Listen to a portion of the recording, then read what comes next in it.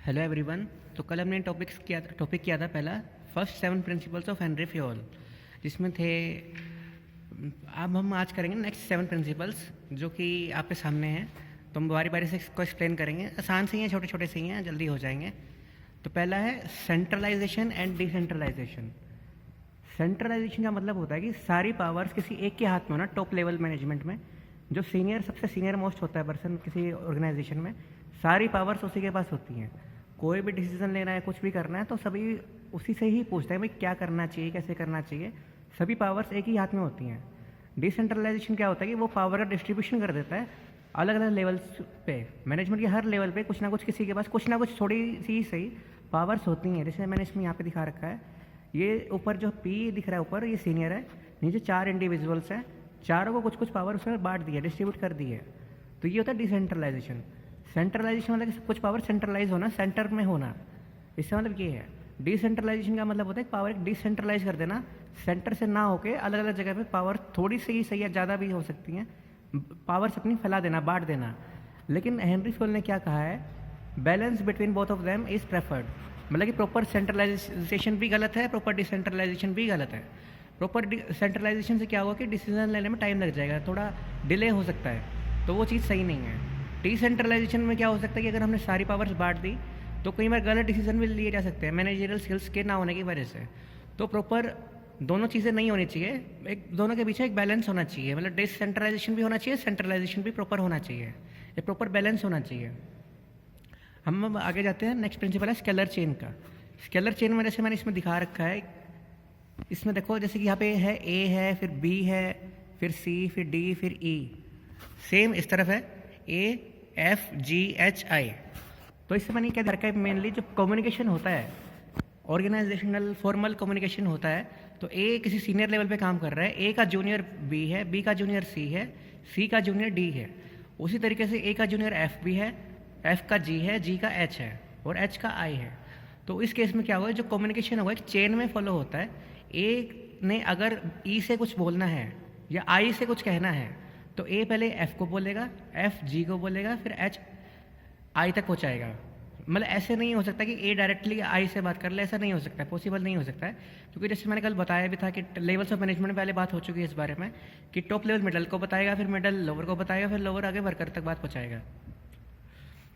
तो वही same concept है इसमें भी, स्केलर चेन में भी, कि ए पहले अपने जूनियर को बोलेगा, अपने सबॉर्डिनेट को कुछ भी बात बोलेगा, वो अपने सबॉर्डिनेट को बोलेगा, फिर वो अपने सबॉर्डिनेट को बोलेगा। तो इस तरीके से चेन में बात पहुंचती है। फॉर एग्जांपल अगर मान लो कि जी को किसी ई से बात करनी है, ये दो मैंने एक तरह से एग्जांपल लिया है, दो अलग अलग डिपार्टमेंट्स का। वैसे बुक में भी हर जगह यही है स्केलर चेन में, कि अगर 2 डिपार्टमेंट्स हैं, जी को ई से बात करनी है, तो भी चेन में ही सब कुछ फॉलो अप होगा। मतलब कि एक अपने सबॉर्डिनेट या अपने सुपीरियर के अलावा और किसी से कोई बात नहीं कर सकता इसमें। लेकिन जैसे इसमें मैंने एक लाइन दिखा रखी है डी और एच के बीच में, जो डी और एच है सेम लेवल पे काम करते हैं और उनको कुछ कम्युनिकेट करना है, कुछ आपस में बात करनी है, तो उसे बोलते हैं गैंग प्लैंक। क्योंकि हर केस में सीनियर मोस्ट लेवल पे जाने की ज़रूरत नहीं होती है। अगर कोई मैसेज अर्जेंट मैसेज है, कोई इमरजेंसी मैसेज है, कोई जिसको हम डिले नहीं कर सकते हैं, और डायरेक्ट कम्युनिकेशन अगर करना है किसी को, दो सेम लेवल पे अगर वर्कर्स काम कर रहे हैं, तो उसे हम बोलते हैं गैंग प्लैंक। जैसे कि यहाँ पे मैंने शो कर रखा है डी से एच के बीच में कम्युनिकेशन हो रहा है, इसे हम बोलते हैं गैंग प्लैंक। मतलब एक ऑर्गेनाइजेशन में डी को सी तक जाने की ज़रूरत नहीं है और एच को भी जी से कुछ बात करने की ज़रूरत नहीं है, डी डायरेक्ट एच से बात कर रहा है, तो इसका मतलब है ये है गैंग प्लैंक। ये एक स्केलर चेन की एक्सेप्शन है। अब हम आगे आते हैं, अगला है प्रिंसिपल ऑफ ऑर्डर। ऑर्डर का मतलब क्या होता है कि एक ऑर्डरली और फिक्स्ड प्लेस होना हर जगह, हर चीज़ के लिए, हर जगह, हर इंसान के लिए। हर एक ऑर्गेनाइजेशन में एक इससे भी कहा जाता है कि right person and right thing should be available at right place and right time. मतलब कि हर चीज़ सही टाइम पे, हर सही जगह पे होनी चाहिए, बहुत ज़रूरी चीज़ होती है इसे। क्योंकि अगर जैसे कोई मशीनरी है, कोई टूल्स है, कोई जैसे कि मैकेनिक है, तो वो कई बार आपने नोटिस किया होगा कि बिना देखे भी टूल सेलेक्ट करके सब कुछ कर लेता है, बिना उसे देखे भी कि वो चीज़ कहाँ रखी हुई है। क्योंकि उसे ये पता है कि ये चीज़ यहीं पे रखी होगी और कहीं नहीं रखी हो सकती। या अगर जैसे फॉर एग्जांपल अगर हम स्कूल में बात करें, तो अगर मैं किसी को बोलूँ कि ये टीचर को बुला के लाओ, मुझे कुछ बात करनी है, कुछ काम है उससे, और आपको पता ही नहीं कि वो है कहाँ पे, तो आप ढूंढते रहोगे, मिलेगा ही नहीं आपको। लेकिन अगर आपको पता है कि टाइम टेबल है कोई पर्टिकुलर, तो आप टाइम टेबल देखोगे, सिर्फ उसी क्लास में जाओगे जहाँ पे वो टीचर का उस टाइम पे पीरियड है, तो वो आसानी से मिल भी जाएगा। तो इससे टाइम भी सेव होता है, इससे एनर्जी भी सेव होती है और एफिशिएंसी भी इंप्रूव होती है। तो प्रिंसिपल ऑफ ऑर्डर का मतलब होता है right thing at right person should be available at right place and right time, जिससे कि टाइम भी सेव हो सके और एफिशिएंसी इंप्रूव हो सके। नेक्स्ट प्रिंसिपल है प्रिंसिपल ऑफ इक्विटी। इक्विटी का मतलब क्या होता है? इक्वल होना, इक्वल और फेयर ट्रीटमेंट देना सभी को। जो भी हमारी ऑर्गेनाइजेशन में लाखों लोग काम कर रहे हैं, करोड़ों लोग काम कर रहे हैं, सभी के साथ में इक्वल ट्रीटमेंट होना चाहिए। मतलब विदाउट एनी डिस्क्रिमिनेशन, कोई भेदभाव नहीं होना चाहिए on the basis of caste, creed, sex, colour, religion और एनीथिंग एल्स। मतलब किसी भी बेसिस पे उनके साथ कोई भेदभाव नहीं होना चाहिए कि ये तो हिंदू है, ये मुस्लिम है, या कोई लड़का है, लड़की है, या कि ये गोरा है, काला है। इस बेसिस पे कोई मतलब कि अलग से भेदभाव नहीं होना चाहिए। जैसे एग्जांपल लेता हूँ मैं, कोई दो लोग हैं सेम लेवल पे काम कर रहे हैं, मेल है फीमेल है, दोनों की सैलरी अलग है, तो वो चीज़ एक तरह से इक्विटी में नहीं आती है, वो चीज़ गलत है। अगर दो लोग सेम लेवल पे काम कर रहे हैं तो दोनों की सैलरी भी सेम होनी चाहिए, unless their experience counts, unless their knowledge counts, unless their efficiency counts. अगर दोनों सेम लेवल पे लोग काम कर रहे हैं, चाहे मेल हो चाहे फीमेल हो, हिंदू हो मुस्लिम हो, या कोई भी कास्ट का हो, रिलीजन का हो, सेम ही उसको ट्रीटमेंट मिलनी चाहिए, कोई भेदभाव उसके साथ नहीं होना चाहिए, जिससे कि वो अच्छा काम कर सके। इक्विटी का मतलब होता है इक्वल एंड फेयर ट्रीटमेंट, कोई डिस्क्रिमिनेशन नहीं होना चाहिए किसी के साथ भी। फिर नेक्स्ट है stability of tenure of personnel. Personnel हम बोलते हैं ह्यूमन रिसोर्सेज को, जो हमारे लोग हैं, जो हमारे ह्यूमंस हैं, जो ऑर्गेनाइजेशन में काम करते हैं। और स्टेबिलिटी का मतलब जैसे आपको पता है कि लंबे टाइम तक स्टेबल रहना, फिक्स रहना। इसमें ये हमारे लिए ज़रूरी क्यों है?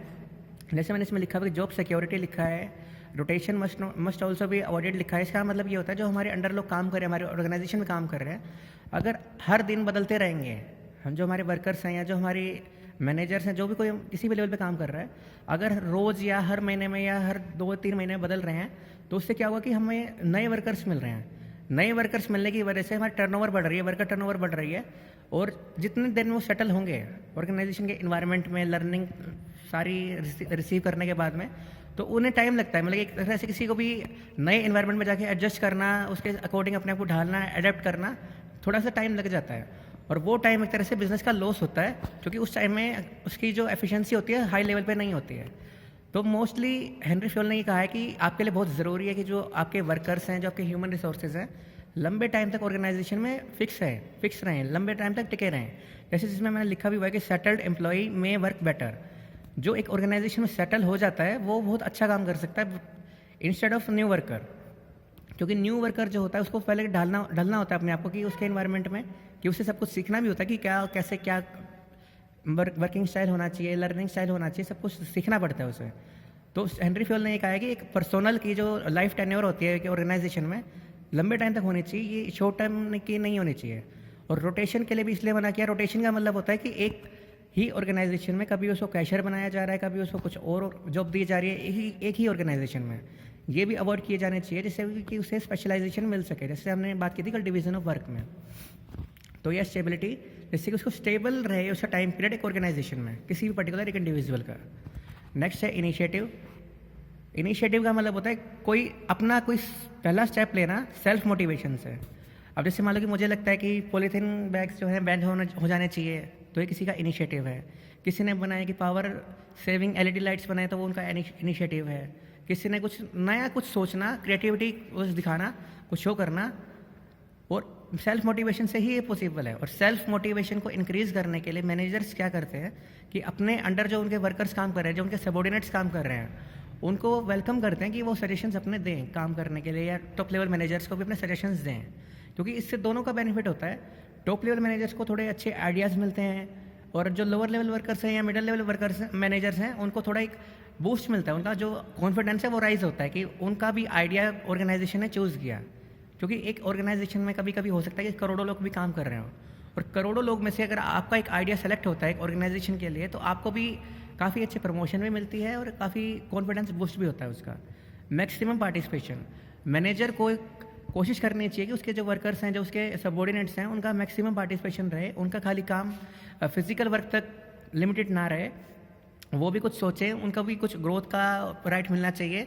और पार्टिसिपेट करेंगे तो उनको भी थोड़ा कि एफिशिएंसी भी इंप्रूव होगी और उस बारे में सोचेंगे भी, दिमाग भी लगाएंगे। अगर ऐसा होगा तो एक जो ऑर्गेनाइजेशन होती है एज ए ऑर्गेनाइजेशन पूरी ग्रो होती है, कोई इंडिविजुअल उसमें नहीं रह जाता है। तो इनिशिएटिव का मतलब है कि कुछ नया करना सेल्फ मोटिवेशन से, और मैनेजर्स को कोशिश करनी चाहिए कि ऐसा वर्कर्स के अंदर उनके दिमाग में डाले कि उनका भी सजेशंस ऑर्गेनाइजेशन सुन रही है, ऐसा नहीं कि वो सिर्फ करे जा रहे हैं, उनका कोई सुन नहीं रहा है या देख नहीं रहा है। तो ये था इनिशिएटिव। लास्ट प्रिंसिपल है इसका 14 प्रिंसिपल्स में से, एस्पिरेट द कोर्प्स। ये एक तरह से फ्रेंच वर्ड है। इसका मतलब होता है कि टीम स्पिरिट होनी चाहिए। जैसे कि हम टीम में काम करते हैं और एक ऑर्गेनाइजेशन एक टीम ही होती है, ग्रुप होता है या एक डिपार्टमेंट होता है जिसमें बहुत सारे इंडिविजुअल्स काम करते हैं, तो सबसे ज़्यादा ज़रूरी होता है टीम स्पिरिट के साथ काम करना, यूनिटी में काम करना, मतलब एक साथ मिल के काम करना, कुछ अलग अलग काम ना करना। जैसे मैंने बताया ही हुआ है कि मैनेजमेंट में ग्रुप गोल अचीव करने के लिए एक डायरेक्शन में चलना बहुत ज़रूरी होता है। जैसे यूनिटी ऑफ डायरेक्शन में मैंने कल डिस्कस किया था कि 1 यूनिट 1 प्लान, सेम है एस्पिरिट द कोर्प्स में। इसमें क्या होता है, टीम स्पिरिट होनी चाहिए। मतलब ये नहीं कि चाहे पूरी टीम ने कुछ किया हो या ना किया हो, जो मैनेजर है, जो सीनियर है, वो कह ले कि मैंने ये किया, मैंने वो किया। तो इसमें मैंने लिखा भी हुआ है कि वी इंस्टेड ऑफ आई, मतलब आई की जगह पे वी यूज़ करना है कि हमने ये किया, जिससे कि सभी के बीच में, सभी के माइंड में एक पॉजिटिविटी आए, एक पॉजिटिव थिंकिंग आए, जिससे उनको लगे कि हमारा भी कुछ कंट्रीब्यूशन है इसमें। फिर आता है इसमें यूनिटी एंड हारमनी। अब यूनिटी और हारमनी का मतलब होता है एकजुटता और एक अच्छे रिलेशंस होना। अगर कोई भी काम कर रहे हैं हम जिसमें टीम में 6 लोग भी हैं या 5 लोग भी हैं, छोटा सा एग्जांपल लेते हैं हम, अगर एक टीम में 5 लोग भी हैं और पांचों में यूनिटी है तो काम भी आसान हो जाएगा और काम जल्दी भी हो जाएगा। तो पॉसिबल होना चाहिए कि एस्पिरिट द कोर्प्स का यूज़ करें जिससे हम एक यूनिटी बना सकें ग्रुप में, टीम स्पिरिट बना सकें, जिससे कोई भी अकेला ना रहे उसमें। तो ये थे आज के 7 प्रिंसिपल्स। एक बार दोबारा देख लेते हैं इसको। पहला है सेंट्रलाइजेशन डिसेंट्रलाइजेशन। सेंट्रलाइजेशन का मतलब है सारी पावर्स एक के ही हाथ में होना। डिसेंट्रलाइजेशन अपनी पावर अलग अलग लोगों में बांट देना, जिससे कि उसके डिसीजन उसके ऊपर ज़्यादा बर्डन भी ना आए। लेकिन हेनरी फ्योल ने कहा है कि दोनों ही गलत हैं, दोनों के बीच में बैलेंस होना ज़रूरी है। क्योंकि सेंट्रलाइजेशन, प्रॉपर सेंट्रलाइजेशन होगा तो उसके पास बर्डन बहुत ज़्यादा आ जाएगा और हो सकता है कि वो शायद गलत डिसीजन भी ले ले या डिले भी हो सकते हैं उससे। और डिसेंट्रलाइजेशन का क्या डिसएडवांटेज है कि हो सकता है कि लैक ऑफ मैनेजरियल स्किल्स की वजह से गलत डिसीजन लिए जाएँ। तो दोनों चीज़ों के बीच में बैलेंस होना ज़रूरी है। फिर आता है स्केलर चेन। हर मैसेज कन्वे होता है चेन में, मतलब एक सुपीरियर अपने सबॉर्डिनेट को बोलेगा, वो अपने सबॉर्डिनेट को बोलेगा, ऐसे ही बात उसके फाइनल डेस्टिनेशन तक पहुंच जाएगी। और अगर किसी 2 वर्कर्स को सेम लेवल पे काम करते हुए अपना कम्युनिकेशन करना है तो उसे हम बोलते हैं गैंग प्लैंक। ये है स्केलर चेन प्रिंसिपल। फिर हम आते हैं प्रिंसिपल ऑफ ऑर्डर पे। ये होता है कि हर चीज़ के लिए एक फिक्स जगह होनी चाहिए। जैसे इसमें मैंने बताया कि right person and right thing should be available at right place at right time. ये एक तरह से काफ़ी ब्रीफ में बताया मैंने कि हर चीज़, हर इंसान सही टाइम पे सही जगह पे होना ज़रूरी है, जिससे कि टाइम सेव हो सके और काम अच्छा हो सके। नेक्स्ट है इक्विटी। इक्विटी में हम कहते हैं कि सभी के साथ इक्वल और फेयर ट्रीटमेंट होना चाहिए, किसी के साथ कोई भेदभाव नहीं होना चाहिए, रंग, कलर या किसी रिलीजन के बेसिस पे कोई भेदभाव नहीं होना चाहिए, सभी को इक्वल ट्रीटमेंट मिलना चाहिए। अगर कोई 2 लोग सेम लेवल पे काम कर रहे हैं तो दोनों की सैलरी भी सेम होनी चाहिए, पावर्स भी सेम होनी चाहिए। फिर stability of tenure of personnel मतलब ह्यूमन रिसोर्सेज। उनको हम जॉब सिक्योरिटी प्रोवाइड करनी चाहिए, जिससे उनके माइंड में ये ना आए कि कल या परसों में हटाया जा सकता है या हमें चेंज किया जा सकता है। अगर किसी के माइंड में सिक्योरिटी होती है तो वो अच्छा काम ज़्यादा काम अच्छे से कर सकता है। तो इसलिए ज़रूरी होता है कि जो हमारे वर्कर्स हैं हम उन्हें जॉब सिक्योरिटी दें कि हम उन्हें नहीं निकालेंगे, आप एक बार काम करके देखें, अगर काम अच्छा नहीं होगा तो हम आपको सिखाएंगे लेकिन हम आपको निकालेंगे नहीं। तो उससे माइंड में जॉब सिक्योरिटी एक पॉजिटिव थिंकिंग लाता है। नेक्स्ट है इनिशिएटिव।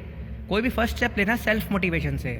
जैसे मैनेजर वेलकम कर रहा है सजेशंस अपने वर्कर से, एम्प्लॉयज़ से या सबॉर्डिनेट से, जिससे उनके माइंड में एक कॉन्फिडेंस आता है कि हमारा भी सजेशन जो है ऑर्गेनाइजेशन सुन रही है, हम सिर्फ बेकार में काम नहीं कर रहे हैं, हमारे पास भी एक माइंड है जिसका यूज़ किया जा रहा है। मैक्सिमम पार्टिसिपेशन होना चाहिए एम्प्लॉयज़ का या एम्प्लॉयर के साथ में, कि एम्प्लॉयर के ऊपर भी बर्डन कम आता है और उनको भी थोड़ा अच्छा लगता है कि उनके जो अंडर काम कर रहे हैं उनके भी आइडियाज़ अच्छे हैं, उनको भी प्रमोशन मिलती है, ग्रोथ मिलती है, उनको भी डेवलपमेंट होती है उनकी भी थिंकिंग से। मतलब कि इनिशिएटिव का मतलब है कुछ नया स्टेप लेना सेल्फ मोटिवेशन से।